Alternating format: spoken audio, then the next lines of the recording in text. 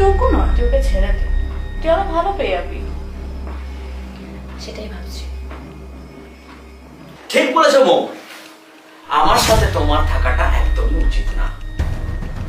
আর এই যে তুমি যে কাজের জন্য তোমাকে পয়সা দিয়ে আনা হয়েছিল সেটা নিশ্চয় হয়ে গেছে, পয়সা পেয়ে গেছো, তাই একদম এখান থেকে বেরিয়ে যাও। তোমার লজ্জা করলো না? আর যখন তুমি কোনো একটা প্ল্যান করবে না মৌ, তখন একটু তো ভেবে প্ল্যান করবে। তুমি কি বললে যে রিক পাঠিয়েছে? তুমি জানো রিকের সাথে কি হয়েছে? জানো রিক কালকে রাত্রেবেলা ওর অ্যাক্সিডেন্ট হয়েছে, সারা দিন আমি ওর সাথে হসপিটালে ছিলাম, আর তুমি বলছো রিক পাঠিয়েছে ওকে? এত সন্দেহ করো না।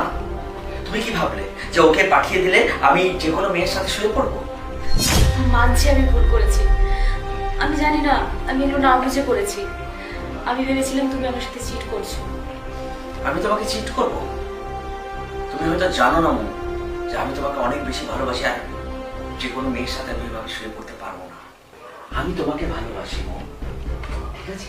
আমি যে বাইরে বাইরে কাজ করতে যাই সেটা তোমার জন্য, যাতে তোমাকে ভালো করে রাখতে পারি, তোমার সব চাহিদা আমি মেটাতে পারি।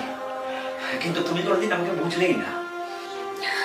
আমিও তোমাকে খুব ভালোবাসি, কিন্তু আমি না এগুলো না বুঝে করেছি।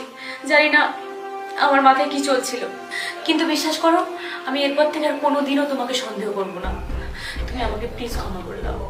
মৌ, ক্ষমা করার প্রশ্নই আসে না। আমি তোমাকে খুব ভালোবাসি, আমি সত্যি তোমাকে খুব ভালোবাসি, আর তোমাকে ছাড়া আমি অন্য কোনো মেয়ের কথা ভাবতেও পারি না কখনো। এবার এগুলো ভুলে যাও, আর না কেঁদে টুক করে গিয়ে আমার জন্য একটা কফি বানিয়ে নিয়ে এসো। আচ্ছা ঠিক আছে, আমি এক্ষুনি নিয়ে আসছি।